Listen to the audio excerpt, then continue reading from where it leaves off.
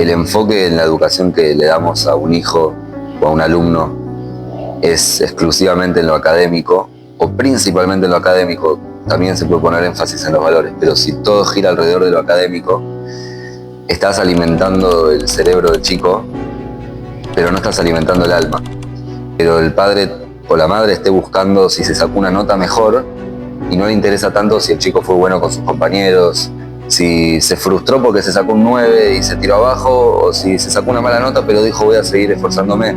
¿Qué le dirías por ahí a esa persona que quiere hacer un proyecto, que se anima, todavía no tiene esas herramientas, pero ¿por qué se tendría que animar esa persona? Yo pienso que hay una diferencia muy grande entre un sueño y una fantasía que una persona tiene y algo real. Y muchas veces cuando uno tiene ganas de emprender y de hacer, todo el tiempo se te ocurren ideas y cosas para hacer y proyectos, ideas de negocio, de institucionales, en el ámbito que sea.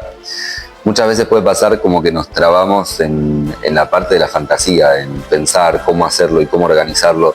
Y estamos resolviendo el paso 58 cuando todavía no tenemos nada. Nosotros tenemos, yo para reservar el predio tengo que tener 30 chicos, 40 chicos confirmados. Yo decía, va a haber, no te preocupes. No teníamos ni uno. Se fue juntando la plata, se fue juntando los chicos, hicimos un campamento de casi 40 chicos. En el otro año, en el invierno, hubieron 60 chicos. Como si fuera una charla de un fogón. Toby, bienvenido a Baruch Hashem. Muchas gracias. Un gusto tenerte acá, de verdad. Gracias por invitarme al podcast. Por favor, sos un ejemplo para mí. Quería un poco que le cuentes a la gente tu historia y tus comienzos en todo esto de la Torá, de tu camino también como persona. Bueno, primero un honor poder estar acá y apoyarte en este proyecto. Ojalá, yo soy Cohen, así que puedo dar brajot, todos podemos bendecir. Pero los Kohanim dentro del pueblo de Israel es una parte que tenemos una mitzvah y una orden de bendecir, así que te quiero dar una bendición que todo tu don que tenés para transmitirlo puedas potenciar al máximo y que este podcast crezca mucho y que llegue a tocar el corazón de mucha gente. Yo nací en una familia que cuidaban taller, cuidábamos ciertas cosas, una familia quizás más conservadora. Cuando tenía alrededor de 6 o 7 años, vino un rabino de Chabad a mi casa a ponerme susot en las puertas de la casa. Y él me vio ahí, yo era chiquito, estaba corriendo y me dijo, ¿tenés ganas de estudiar Torá? Yo era muy vergonzoso de chico y la verdad es que no quería, pero por vergüenza le dije, sí, dale. Y ahí arrancamos a estudiar una vez por semana con el rabino Mendy Birman, que vos lo conocés, del Beit Chabad Olleros. Y fueron varios años de estudio que creo que fue lo que más impactó en mi vida, fueron esos años de estudio de chiquito, que generó en mí como un respeto por la Torá, generó en mí despertar esa fe que tenía en Hashem, en algo mayor que no lo conocía, era chiquito, estaba recién arrancando, pero ahí empezamos a cuidar Shabbat con mi familia, a acercarnos un poco más. Y después en la etapa del Bar Mitzvah, yo empecé a ir a una escuela que no era ortodoxa, creo que ni siquiera se considera religiosa la escuela, es una escuela laica, el Martín Buber, y todas las semanas, 2 veces por semana, íbamos a almorzar a un Beit Chabad que está ahí un par de cuadras, el Chabad Soho, del rabino Lipinski, que está a 2 cuadras del Martín Buber, y íbamos a almorzar, y yo veía que habían algunos chicos que íbamos, pero muchos chicos tenían interés, entonces empecé a traer chicos al Beit Chabad a comer comida kasher y llegamos a ser 20 chicos, a veces decíamos chicos, chicas, yo organizaba los almuerzos. Y haberme puesto en ese rol de liderazgo, además como que yo era el vínculo entre el rabino y los chicos, me hacían las preguntas a mí, eso solo es como que despertó en mí, el liderar y el ayudar a los demás despertó en mí unas ganas de potenciar eso y de conectarme más con el mensaje. Y ahí empecé un camino de teshuvá, de acercarme más. Los primeros años fueron un camino más de introspección, de estar más solo, un poco más aislado del resto de la gente porque estaba descubriendo en Torá, y después un camino de todo eso poder dárselo a mi familia, a mis amigos, a mi comunidad. Estuve un tiempo estudiando en Israel, hice algunos proyectos acá en Argentina, uno de esos nos conocimos, que entiendo que quizás más adelante en el podcast vamos a hablar.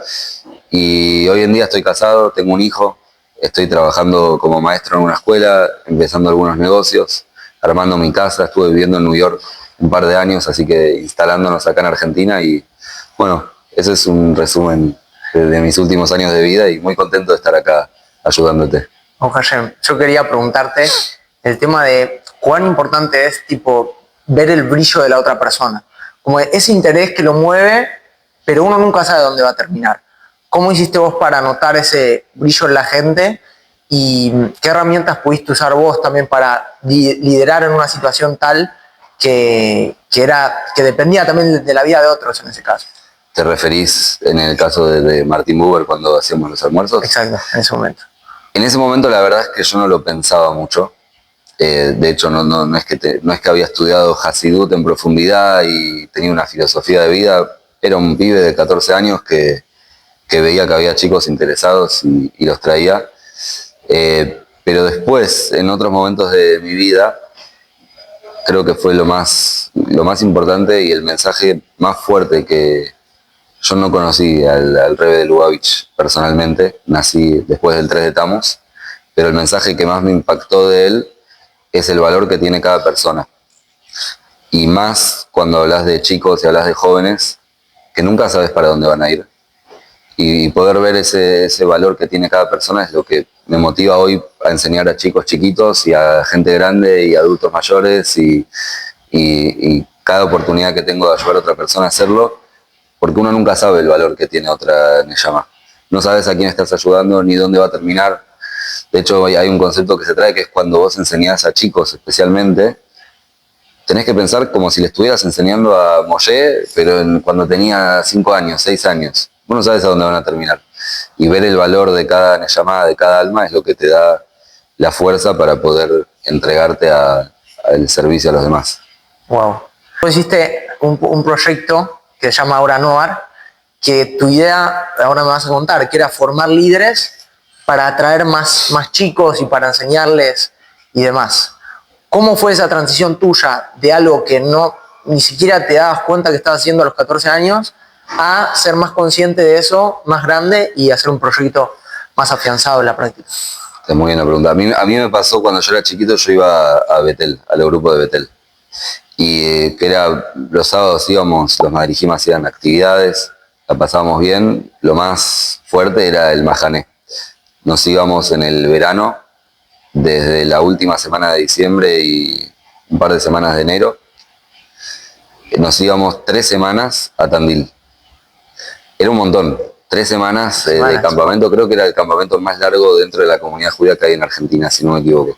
Eran muchos días, 18 días, 20 días. Nosotros íbamos 5 días y yo no aguantaba más. Sí, bueno, imagínate para los madrijim. Eran 18 días y estaba prohibido llevar iPod, celular, cualquier tipo de tecnología. En ese momento, te estoy hablando de hace 15 años, no había tanta adicción como hoy en día, pero había chicos que teníamos iPod, iPad, no lo podía llevar. Nos comunicábamos con nuestros papás por carta, escribíamos cartas y las mandaban a Betel y las iban a buscar y nos contestaban y nos traían de vuelta la carta. Y para mí eran las mejores 3 semanas del año. Yo estaba ahí en el Mahané de Betel, todos los días teníamos como una rutina, que hacíamos un deporte a la mañana y un taller a la tarde, la relación que se armaba con los amigos, con los madrijim, de estar ahí. Y lo que más me impactaba era Shabbat. Era una comunidad que no es ortodoxa, entonces Shabbat era con piano, con luces, con guitarra. Yo tengo un recuerdo en mi cabeza del viernes a la noche. Nos acostábamos todos ahí en el pasto mirando las estrellas, la rabina hablaba, tocaban el piano de fondo. Para mí era el mejor momento del año. Cuando me empecé a acercar más a la ortodoxia, mi kashrut se hizo más estricto, entonces ya no podía comer ahí.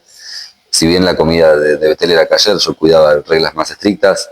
Shabbat, empecé a respetar Shabbat, ya no quería escuchar instrumentos en Shabbat. Y como que automáticamente en ese momento de los 14 años, en primer año del secundario, que fue cuando más me empecé a acercar, como que ya vi que no podía ir más. Dentro del marco ortodoxo en Argentina, tenía mis amigos, pero me faltaba mucho un espacio donde pueda estar con otros jóvenes y sentirme en casa. Esa era la sensación. Habían actividades, se hacía mucho en ese momento, hoy en día muchísimo más. había siempre, pero yo veía que siempre la actividad era vamos a hacer un fútbol y una pizza y unas palabras de Torá, que estaba buenísimo. A mí no me llenaba, había chicos que sí, pero a mí no me llenaba. Yo sentía esa falta que tenía de haber ido a Betel y después poder entrar en Chabad, pero no encontraba el marco y era algo que me faltaba mucho.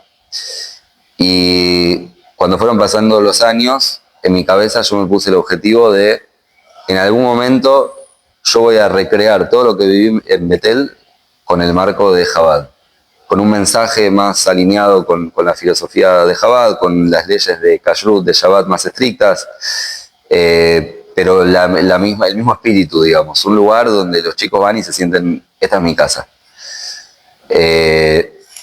Y lo que pasó fue que cuando tenía más o menos, tenía 17 años, casi 18, yo ya había terminado el secundario, estaba con ganas de arrancar cosas nuevas, y lo llamé al rabino Yoni Sirota, y le dije, escuchá, tengo ganas de hacer este proyecto, quiero un socio, alguien que me acompañe. Y Yoni me dijo, yo siempre quise hacer, nunca lo pude hacer, hacelo, yo te ayudo. Yo tenía 17 años en ese momento. Ajá. Y yo había dejado Betel a los 14, o sea que no tenía hecho ni el curso de Madrid, ni sabía cómo funcionaba una Tenuá por adentro, porque sabía lo que recibían los chicos, pero no tenía idea cómo se armaba. Lo primero que... Me tiré a la pileta. Lo primero que hicimos fue, le pedí, por relaciones familiares, somos muy amigos del rabino de Lamrot, Fabián Skornik, y tuvimos una charla con él donde le preguntamos, él es muy bueno en muchas cosas, pero una de las cosas que más se destaca es en armar comunidad y en el éxito comunitario. Él agarró una comunidad, no sé cómo estaba antes, pero la hizo florecer un montón. Y él nos dijo, básicamente lo que pueden hacer es o armar una escuela de Madrijim, formar Madrijim y después armar Peulot y que se les arme la Tnuá, o pueden contratar Madrijim, que den Peulot y esperar a que los chicos crezcan para traer la Tnuá. No sé por qué nos fuimos por el lado de empezar una escuela de Madrijim nada más. Ahí nació el proyecto Ora Noar, que en realidad yo quise poner el nombre Ella Noar, el fuego de la juventud. Y me acuerdo que mi mamá y mi rabino, el rabo de Oyer Farkash, los dos me dijeron lo mismo. Me dijeron, no le pongas Esh, ponele Or. ¿Por qué? Esh significa fuego, Or significa luz. Me dijeron, el fuego quema, la luz ilumina. Y me llamó mucho la atención que los dos me dijeron lo mismo. Entonces le pusimos el nombre Ora Noar. Hay una historia también con el logo, pero ya no sé si entra acá al podcast. Y teníamos que tener como una cabeza, una figura que dirija la Tnuá. Yo tenía 17 años y Oni tenía un montón de proyectos, no podía ocuparse en el día a día. Yo adentro mío tenía ganas de ser yo esa figura, pero sabía que no tenía las capacidades. Lanzamos un flyer, lo publiqué en un diario dentro de la comunidad. Se armó un rejunte de gente que después varió mucho ese público, no es el público que ni siquiera el que quedó hoy en día, ni siquiera el que siguió en ese año. Y arrancamos. Yo, cerca de mi templo estaba el hostel, pedimos el lugar prestado para usar ahí. Había una persona que se llama Hugo, que nos ayudó mucho, especialmente en el primer año, para dar las clases.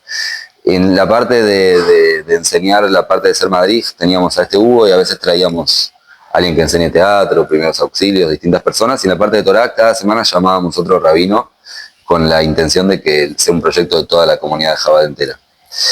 Cuando terminó el primer año, nos agarró la pandemia ahí y Oni me llama al principio del otro año y me dice, Toby, vamos a rearmar esto. Yo dije, dale, vamos a hacerlo. Y seguimos por Zoom. Ahí ese año vos arrancaste. Y hay mucho para contar, pero básicamente yo en ese año me di cuenta que las cosas que se hacían el año pasado las podía hacer yo también y me animé a dar las clases de Torá. Y ese año arrancamos a hacer actividades para los chicos del interior, que vos eras Madrid en esas actividades por Zoom. Creo que llegamos a tener hasta 40 chicos, 50 chicos, era durante la pandemia. Y en el 2021 yo vuelvo de Israel y ahí empezamos las actividades presenciales. Las primeras Peulot teníamos, creo que la primera Peulot tuvimos 4 chicos. ¿De presencial? Sí. Y quiero contar una historia que nos pasó antes que hablamos del valor de cada Neyamá. Me acuerdo un sábado a la noche, Salo dirigía el grupo de los chicos más grandes del interior. Creo que era de 13 a 15 años, no me acuerdo. con otros 2 Madrid Gym. Y se había anotado un chico. ¿Te acordás de esto? Para eso. Se había anotado un chico solo. Y yo los junté a los Madrid Gym en el Zoom, en la sala, antes de entrar, les dije, miren, les doy el derecho de si quieren cancelar la pegulada, prepararon todo, hay un solo chico, voten ustedes. Y me acuerdo que votaron los 3 y los 3 decidieron que iban a hacer la pegulada igual porque cada chico vale la pena. Ese momento fue uno de los momentos que más orgullo tuve de ustedes, porque sentí que realmente habían tomado el mensaje.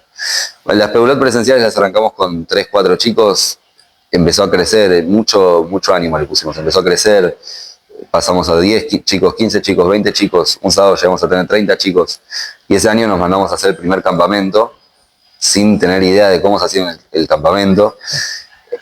Fueron pasando varias personas, estuvo una chica que se llama Mika Fuchs, después estuvo Julie Birman al principio, después mi prima Sabri Malamud, ella, y bueno, y se sumó Maxi, se fueron sumando varias personas que le fueron dando forma y estructura y hacer que la actividad sea más profesional y se organice mejor, y obviamente todo eso dio como resultado que se sume más gente. Nos lanzamos con el primer campamento, me acuerdo que Johnny me decía, Toby, escuchá, nosotros tenemos, yo para reservar el predio tengo que tener 30 chicos, 40 chicos confirmados. Yo decía, va a haber, no te preocupes, no teníamos ni uno. Se fue juntando la plata, se fue juntando los chicos, hicimos un campamento de casi 40 chicos. En el otro año, en el invierno, hubieron 60 chicos. Y después yo ahí me casé, me fui a vivir a New York y como que me desligué un poco de la actual, la siguieron los Madrid Gym y se siguió armando. Pero fue una etapa muy, muy linda. Oh. Y bueno, no sé si respondí la pregunta, pero creo que eso sí, es un poco lo que pasó en esa etapa. Quería enfatizar en algo que dijiste, como que en un momento vos tenías tu proyecto y lo tenías claro, pero no tenías esas herramientas tipo para dirigirlo, por así decirlo, y delegaste todo. Ninguna herramienta, sí. ¿Qué le dirías por ahí a esa persona que quiere hacer un proyecto, que se anima, todavía no tiene esas herramientas, pero ¿por qué se tendría que animar esa persona? Es una pregunta muy buena. Y yo pienso que hay una diferencia muy grande entre un sueño y una fantasía que una persona tiene y algo real. Y muchas veces cuando uno tiene ganas de emprender y de hacer, todo el tiempo se te ocurren ideas y cosas para hacer y proyectos, ideas de negocio, de institucionales, en el ámbito que sea. Muchas veces puede pasar como que nos trabamos en la parte de la fantasía, en pensar cómo hacerlo y cómo organizarlo. Y estamos resolviendo el paso 58 cuando todavía no tenemos nada. Cuando pasa eso es que o que el proyecto no va a funcionar o que lo estamos encarando de un lugar incorrecto. Los proyectos funcionan cuando están en el mundo, cuando son reales, cuando hiciste algo, impactaste a otra persona. Yo creo que el mensaje para esa persona que quiere arrancar y no se anima y no sabe es arrancá. No importa qué tenés, qué no tenés, qué sabés, qué no sabés. Vos arrancá. Cuando arrancás tenés algo y de ahí lo vas mejorando, le vas dando forma. Ahora Noar cuando arrancó, como para tomar como un ejemplo, la primera camada de Madrid Gym, la primera clase, el primer miércoles que hicimos el curso, la mayoría de esos chicos no volvieron. La primera camada de Madrid Gym que se graduó fueron Madrid Gym durante 2 años, en la pandemia y el año anterior, ahí hacíamos en templos, no hacíamos algo centralizado ahora, ¿no? La gran mayoría de ellos después siguió su camino, se fue a vivir a Israel, hicieron sus actividades, solo 2 o 3 siguieron. Y yo, como te dije antes, yo no tenía idea de lo que hacer, se fue haciendo, las cosas se van armando, esa es mi filosofía, se van armando sobre la marcha. Hay gente que le gusta tener todo planificado de antes. El tema es que cuando planificás mucho, pensás mucho, esperás el momento correcto, se queda en una nube, se queda en una fantasía. En cambio, cuando vos hacés, te equivocás, aprendés, haces un poquito mejor, te volvés a equivocar, volvés a hacer, le vas dando forma, te vas dando cuenta de cuál es la necesidad de la gente. Muchas veces pasa que cuando planificás proyectos, planificás en base a lo que a vos te gustaría hacer. Y cuando tenés algo en la realidad, vas viendo cuál es la necesidad de la gente. No lo armás como a vos te gusta que sea, lo armás como la gente necesita. Y cuando lo armás como la gente necesita, lo haces mejor. Y la gente lo necesita más, entonces participa más, y crece más, y tiene más éxito. Pero eso lo podés ver cuando estás en el mundo de la realidad. Ahí ves por qué salió mal, cómo lo mejoro. Cuando estás en tu cabeza, en tu fantasía, es imposible tener ese tacto para poder ver qué es lo que realmente los otros necesitan. Por eso mi consejo es arrancar, con lo que tengas, con nada, pero arrancá. Arrancá tu proyecto mirando a la cámara, salí para adelante y las cosas se van a ir dando. Y si no se van dando, será en otro proyecto y los aprendizajes te van a servir para poder tener éxito también en las próximas cosas que hagas. Pero es muy importante eso, salir a la práctica. Salir a la cancha. Sí, con lo que tengas, con los amigos que tengas, con las herramientas que tengas y las cosas se van mejorando solas. No importa que no sea perfecto. ¿Qué te dio la fuerza para seguir? Porque vos por ahí planificabas un encuentro con 4 o 5 chicos y decías, por todo esto hago todo este esfuerzo, o la pandemia, cayó la pandemia.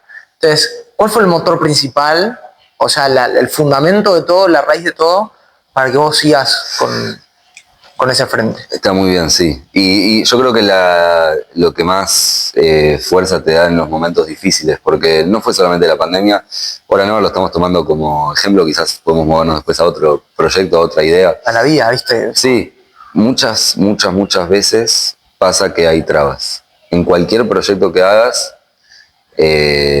arrancás y estás feliz de arrancarlo y sale mal. Y vuelve a salir mal. Y vuelve a salir mal.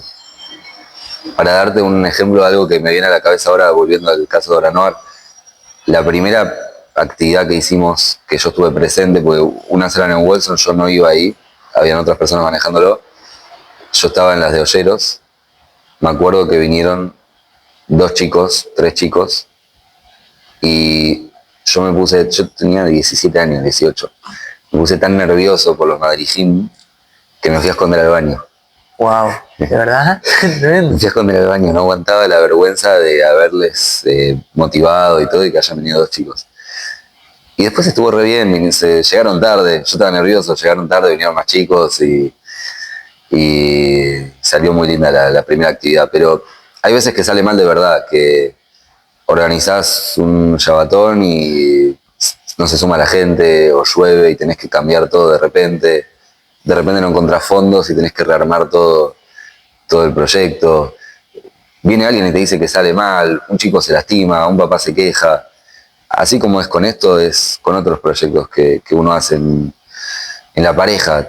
Te casás, alguien me dijo esta semana que la semana del casamiento es como un etrog, porque todos lo están viendo el etrog la primera semana y después... Es un chiste igual. Pero cuando te casás, la jupá y el yabarajot, y después vienen desafíos en la pareja, como cualquier proyecto. Tomo esto como ejemplo, donde se va mimetizando uno con el otro y vas encontrando qué le molesta al otro, el otro ve que te molesta a vos, te das cuenta que las costumbres de tu casa no son las mismas que se van a hacer porque esto es una casa nueva, chocan entre los dos y uno tiene que tener la determinación y la convicción de saber que en el final, creo que esa es una de las características más fuertes que un líder tiene que tener, que es una visión y un panorama de que al final todo va a estar bien y todo va a salir bien. Y más si el proyecto que estás haciendo es un proyecto que tiene un propósito de impactar a las demás personas, es algo bueno, es algo positivo. Entonces vos sabés que Dios quiere que vos tengas éxito. Tenés que recorrer un proceso largo, pero Dios quiere que tengas éxito. Entonces si vos tenés una visión y un panorama de que va a estar bien, que la pareja va a estar bien, que el proyecto va a salir bien, que vas a tener éxito, en los momentos difíciles te reís y seguís adelante. Es fácil decirlo una vez que mirás para atrás y tuviste éxito, pero también cuando arrancás cosas nuevas, creo que Oranoar me dio en parte esa fuerza de vamos a seguir adelante. Hace poco nos pasó con mi esposa, organizamos una vez por semana una clase para mujeres jóvenes, más ortodoxas, una clase que hacemos. Y los primeros meses que arrancamos, venían tantas chicas que no entraban las sillas de mi casa no alcanzaban. Teníamos que ir a buscar sillas al balcón. Eran 20 chicas, 23 chicas. Y era wow. Pasaron las semanas, hay chicas que se bajaron, que les costaba venir. Hace un par de semanas nos pasó que mi esposa me dijo, somos 2, ¿lo hacemos igual o no? Yo le dije, obvio. Después de saber lo importante que es que viene uno solo y seguir adelante. Pero le dije, vamos a hacerlo igual. Y como se hacía igual y se confirmó, se sumó una, otra, terminamos siendo 10, 15. Wow. Pero es importante saber que son desafíos, que no es el fin del mundo, que vos te armás todo tu proyecto y cuando sale mal no pasa nada. Quizás tenés que cambiar algo y mejorar algo, pero seguir adelante. Los proyectos que tienen éxito empresarial, cualquier proyecto que hoy en día ves que tenga éxito, es porque los líderes o los que tenían la responsabilidad se animaron a seguir adelante a pesar de situaciones que los pusieron a prueba. Y los proyectos que se pincharon son los proyectos que o que la prueba fue demasiado difícil o que no tuvieron el coraje de seguir. Muchas veces creo que, bueno, quiero hacer un paréntesis en el tema de que antes, volvemos a la situación de antes, que teníamos un chico para dar regular, para dar el encuentro, que es que yo al principio como que estaba dudando, no es que realmente salió de mí. Entonces vos me dijiste que así como que cada yudí y más un chico es un diamante. Y si vos, tipo, es como que tenés que pulirlo. Vos vas a dejarlo, tipo, un chico es un mundo. Entonces eso me dio la fuerza de poder, aunque sea uno que nos esté escuchando, aunque sea, no sé, alguien, que esto está sirviendo. Sí. Entonces, gracias por ese mensaje, eso me quedó muy profundo y cada vez que tengo que hacer algo o me pasa la misma circunstancia, como que pienso lo mismo y sale a mí lo mejor. Por favor. Te iba a hacer otra pregunta, que es que también en parte con respecto a no dejar, a no rendirse, mucha gente es como que siempre cuando le pasa algo echa culpas a la situación o a las demás personas. ¿Cómo crees que uno puede dejar esa visión del mundo, que todos siempre la hacen, a tomar la responsabilidad y decir, si esto me está pasando es porque realmente es algo para que yo me supere? ¿Cómo poder verlo de esa forma? Es una buena pregunta. Muchas veces pasa que echamos la culpa y no tomamos responsabilidad sin darnos cuenta. Porque echar la culpa a veces lo tenemos categorizado como echarle la culpa a una persona, que el problema mío fue por la otra persona, pero a veces puede ser cuando nosotros ponemos una excusa de la situación, el momento, la comunidad, la gente, el clima, Dios, mi vida, mi pasado. Hay un montón de excusas que podemos poner, no solamente en un proyecto institucional que uno haga a nivel empresarial, económico, armar tu propio sustento, o a nivel familiar, por ejemplo. Si la familia no está bien, la pareja, los hijos, con los hermanos, con los padres, saber que yo soy el que toma las riendas de eso. Es verdad que hay veces que hay cosas que nos exceden a nosotros y es importante ahí saber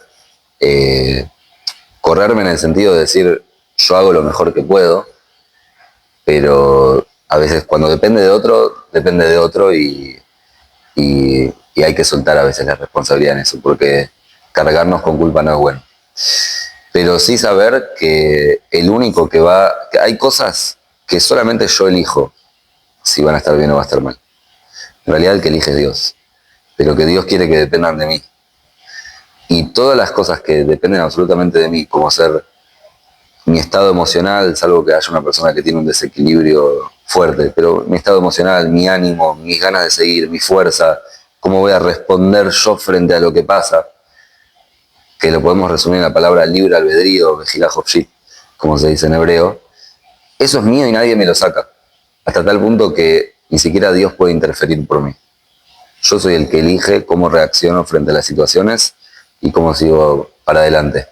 Entonces, cuando soy consciente de eso, que mi reacción frente a las situaciones depende de mí, y no es que me enojé por tu culpa, me fue mal por tu culpa. Mi éxito no se mide en las cosas que pasaron de afuera, se mide en mi reacción frente a las situaciones. Eso depende absolutamente de mí. Y quejarse, poner excusas, echar culpa, es una herramienta muy fácil para esconderse de la falta que estoy teniendo en no tomar responsabilidad. Porque cuando echo la culpa, me excuso de alguna forma y estoy exento de la obligación. Pero la culpa la puede tener todo el mundo, pero el que se perjudica al final sos vos. Si vos no tomás responsabilidad de tus situaciones, perdés vos. Entonces saber que las situaciones se pueden cambiar y para cambiarlas se requiere una decisión y una acción. Decidir cambiar, pero también actuar. O puede ser una acción nada más. Pero depende de mí. Cuando sé que depende de mí y que cuesta más, es un esfuerzo más grande, tengo más responsabilidad y eso de alguna forma me pone en un lugar que si no sale bien es mi culpa y da miedo un poco eso, pero la sensación y el resultado de lograr algo por tu cuenta es muy valioso, incluso más valioso que si venía algo mejor desde afuera. Así que el mensaje es ese, tomar las riendas de tu vida. No sé, espero haber contestado la pregunta. Ok, te iba a preguntar algo. Ahora ya estás en otra etapa de tu vida, estás como Moré, como maestro en una escuela, pero esa escuela tiene algo de particular, que no es muy común en el mundo y tampoco mucho en el judaísmo, que es el tema de una escuela que el foco mayoritario sea no tanto en lo académico, sino en la Torá, en Hashem. ¿Cuál es esa diferencia? Porque vos estuviste en ese lado y ahora estás del otro lado. ¿Qué notas y por qué es tan fundamental para los chicos quizás que puedan asistir a ese tipo de escuelas? Está bien. No quiero hablar mucho de mi experiencia ahí porque fue corta. No arranqué hace mucho y todavía no conozco a fondo la escuela, entonces no quiero hablar de esa escuela en particular, pero de la idea en general. Cuando el enfoque en la educación que le damos a un hijo o a un alumno es exclusivamente en lo académico, o principalmente en lo académico, también se puede poner énfasis en los valores, pero si todo gira alrededor de lo académico, estás alimentando el cerebro del chico, pero no estás alimentando el alma. Y no le estás dando herramientas a ese chico para que cuando salga al mundo real y tenga que pararse en sus pies y depender de sí mismo, pueda lidiar con situaciones que lo pongan a prueba. Porque él va a saber mucha geografía, mucha matemática, ciencia, o el área que sea donde se haya especializado, pero nadie le enseñó cómo enfrentar un desafío y salir adelante, cómo reaccionar frente a una persona que te traiciona o no hace las cosas bien con vos, o cuando las cosas no salen como esperabas, frente a una situación en la que estás en un estado emocional que te tira para abajo, cómo poder continuar los proyectos. Hay un montón de herramientas sociales y emocionales y personales y religiosas que lo académico no te da. Y la realidad es que acumular más conocimiento, lo mismo se puede dar desde el lado de la Torá. Te enfocas mucho en el estudio académico de la Torá, pero no en los valores de la Torá. Igualmente lo académico de la Torá ya son valores, pero cuando el foco está puesto, creo que esto es un mensaje para padres y educadores o gente que tiene la responsabilidad de poner a sus hijos en un sistema educativo. Cuando el foco está en lo académico, estás haciendo un genio a tu hijo, pero no le das herramientas para la vida. Y principalmente nosotros como Yehudim afrontamos desafíos muy fuertes, como el antisemitismo que viene de afuera, la asimilación que hay en el mundo, y es muy importante mantenernos firmes con nuestros valores. Y si la escuela no nos da herramientas para eso, no estamos dándole las herramientas que nuestros hijos necesitan para un futuro. Estamos dejándolos desnudos frente al mundo. Saben mucha matemática y saben estudiar bien y hacer trabajos prácticos y tienen buena ortografía, pero no tienen las herramientas para enfrentarse frente a una situación que ponga a prueba su judaísmo, su fe, sus valores, las ideas que su familia le transmitió, y fuera de la parte judaica y religiosa, en la parte emocional, personal, social. Entonces yo creo que es muy importante al momento de elegir a qué escuela un padre va a mandar a sus hijos, qué tipo de educación le va a dar y dónde va a poner el énfasis. Porque puede ser que vaya a una escuela de valores, pero el padre o la madre esté buscando si se sacó una nota mejor y no le interesa tanto si el chico fue bueno con sus compañeros, si se frustró porque se sacó un 9 y se tiró abajo, o si se sacó una mala nota pero dijo voy a seguir esforzándome. Entonces, si el foco gira alrededor de lo académico, no le estamos dando las herramientas que necesita. Si el foco gira alrededor de los valores y de los skills sociales y emocionales que la vida nos va a poner a prueba y los vamos a tener que usar, ahí estoy preparando a mi hijo para que salga al mundo. Y después lo académico, la realidad es que es importante, pero nunca sabes qué es lo que vas a terminar necesitando. Siempre nos dicen mejor estudia todo porque nunca sabes qué es lo que vas a hacer, y la verdad es que la mayoría de la gente termina trabajando en cosas que, no sé, no quiero decir una estadística, pero mucha gente que conocemos termina trabajando en cosas que tuvieron que aprender de cero cuando se pusieron a trabajar, o que incluso estudiaron mucho, pero todo lo que estudiaron fue poco comparado con lo que aprendieron llevándolo a la práctica. Es importante prepararse y estudiar para después poder hacer, más que todo si uno quiere trabajar en algo técnico, como ser un médico, tiene que estudiar medicina. Pero si hablamos en términos generales frente a la vida, frente a los desafíos que la vida nos pone, desafíos familiares, entonces lo mejor es buscar un ámbito educativo que le dé las herramientas para eso. Yo tengo un tío que es muy profesional y tuvo mucho éxito en su vida comercial, y él una vez me contaba, no sé por qué salió la charla, pero él me dijo, uno es papá, me contaba de algunas cosas que había hecho con sus hijos y que no sabía si fueron correctas o no, y me acuerdo que él me decía, yo no sé si hice lo correcto o no, y me dijo una frase como, nunca me enseñaron a ser papá, y después me dijo, quizás a vos sí, porque vos estás en la yeshiva, y habiendo sido papá, es verdad que nunca aprendés a ser papá, con la marcha lo aprendés, pero la Torá te da muchas herramientas que en el momento de aplicarlo son útiles.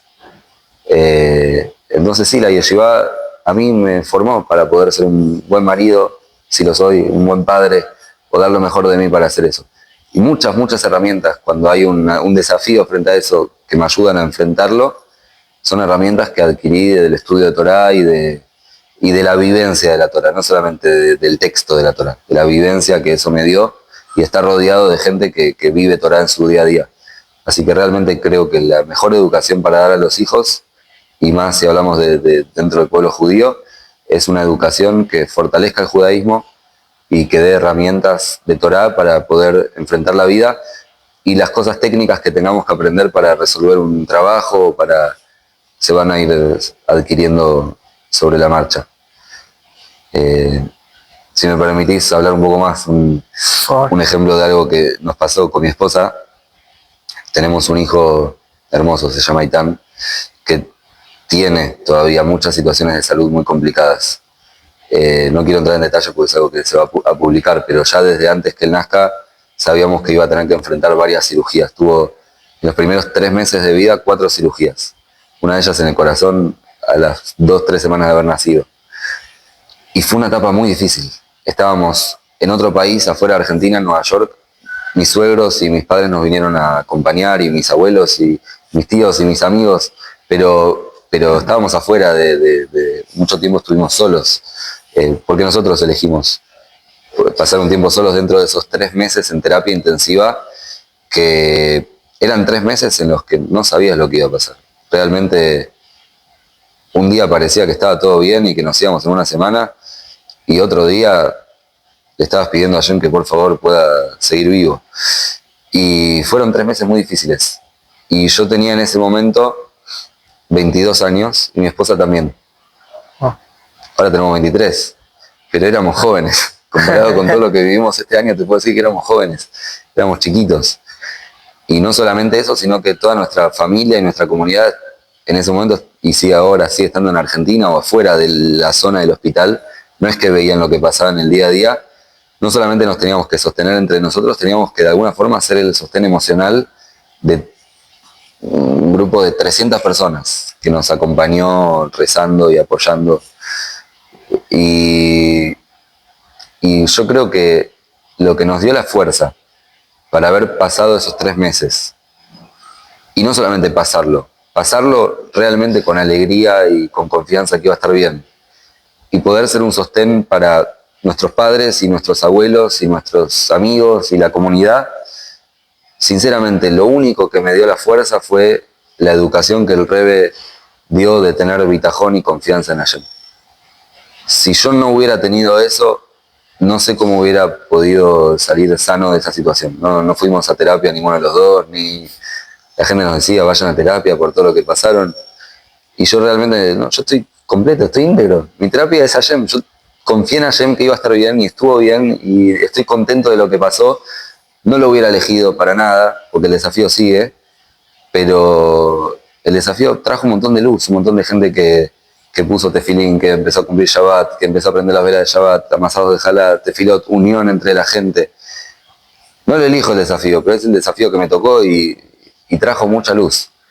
Y realmente lo único que me dio la herramienta para poder afrontar ese momento difícil fue la educación de la yeshivá, del Rebbe, transmitiendo el bitajón y la confianza en Hashem, y que un yehudí sabe que cuando hay un desafío es para bien. Si yo no hubiera tenido ese mensaje, que lo estudié 800 veces, cada texto que estudiás, cada shiur, cada fabrengen, cada experiencia, el acompañamiento de un rabino que lo generase ese vínculo en la yeshivá o en el marco que sea, que te acompaña y te inspira. Si yo no hubiera tenido eso, yo no sé cómo hubiera salido completo emocionalmente de esa situación. Entonces ahí tenés un ejemplo concreto de una situación difícil, muy difícil, que me pasó en mi vida, que mi herramienta para poder llevarlo adelante fue la educación de la yeshiva. Wow. ¿Te puedo dar un abrazo? Sí. Pues no, por favor. Ya la pido mucho.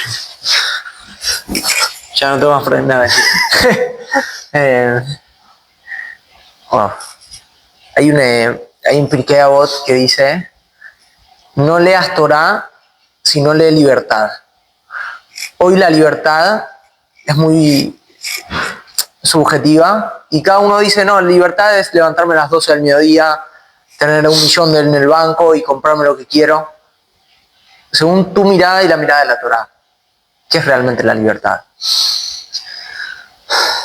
Es verdad que muchas veces traducimos libertad como hacer lo que quiero, que en algún punto es verdad, porque si yo no puedo hacer lo que quiero, no soy libre. Si alguien me restringe o algo me restringe, no soy libre.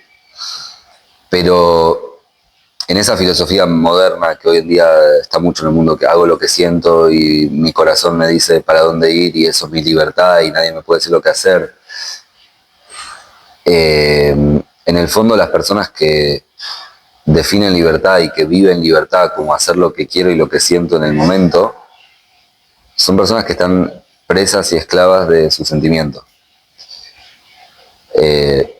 Cuando realmente hago lo que quiero y hago lo que siento, sos preso de lo que sentís. No tenés la fuerza de poder dominar un sentimiento espontáneo que surgió y tenés que hacer lo que sentís. Para la Torá, la verdadera libertad es la facultad de poder elegir en base a lo que resuena en tu alma y, traducido más práctico, es lo que Hashem espera de vos. Desde cumplir la halajá hasta cumplir con tu propósito en el mundo. Cuando vos podés sobreponerte a un sentimiento espontáneo, a un impulso que surge, ahí vos sos libre. Si volvemos al ejemplo de la pareja, puede haber muchos momentos en la relación de la pareja que te sentís enojado con la otra persona, o que sentís algo malo que hizo la otra persona, o te sentís frustrado, o en la relación con un amigo, o en un proyecto que vos hacés.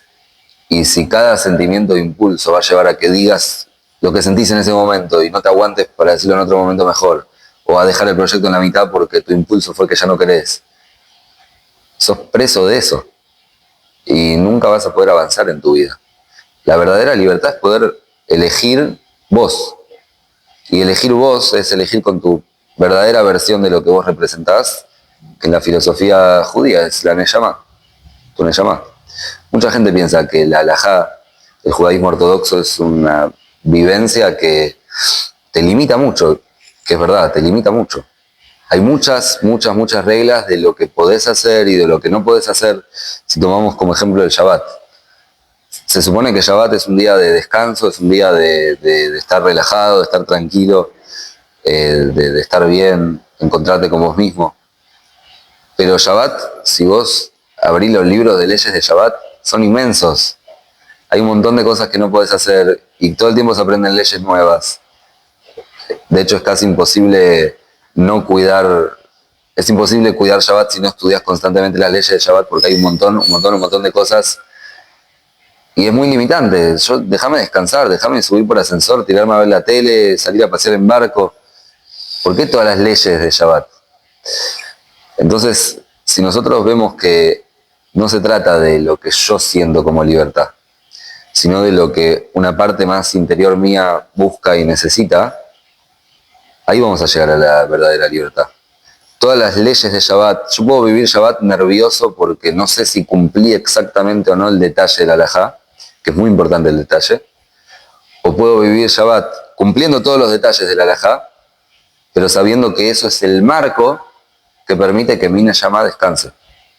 Mi alma está tranquila y mi alma está libre cuando está bien. Cuando, si tomamos como ejemplo el cuerpo, puede haber momentos en los que mi cuerpo quiere quedarme despierto muchas horas a la noche, o mi cuerpo no quiere ir a hacer deporte porque es cansador, o comer sano porque un alimento es más rico y mi lengua lo desea. Pero si yo me rijo por esas cosas, al final mi cuerpo se va a deteriorar, voy a estar más cansado. Si como solo lo que mi paladar quiere, no voy a estar sano, no voy a tener fuerza, si no hago deporte mi cuerpo va a estar débil. Y ahí mi cuerpo no va a ser libre, va a estar muy limitado a las cosas que pueda hacer. Si yo a mi cuerpo lo trato bien, hago deporte y como sano y duermo bien, todas esas cosas van a hacer que tenga un cuerpo más fuerte y más libre. Lo mismo con el alma.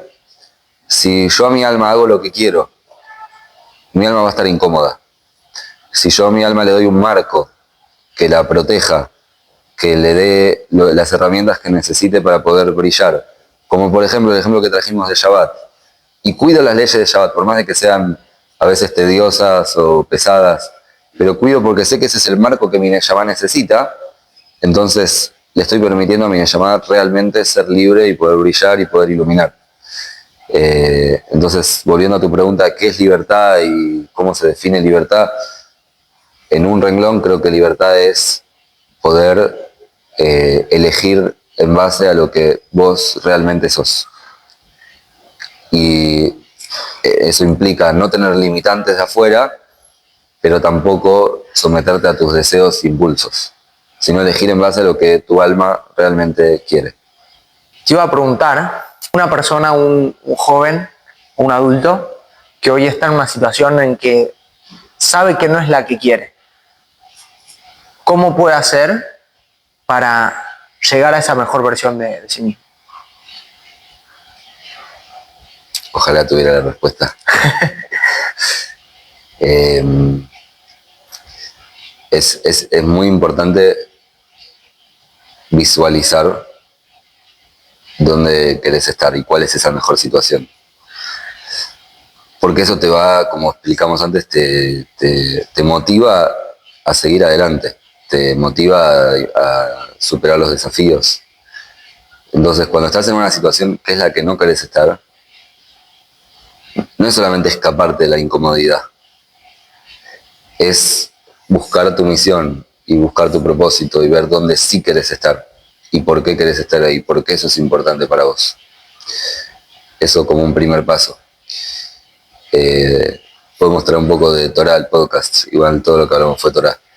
Cuando Jacob, que era el nieto de Abraham, se escapa porque tenía una pelea con su hermano Esaú, se escapa por miedo y antes de que se vaya los padres le dicen, ya que vas, ¿por qué no vas a buscar una pareja para vos?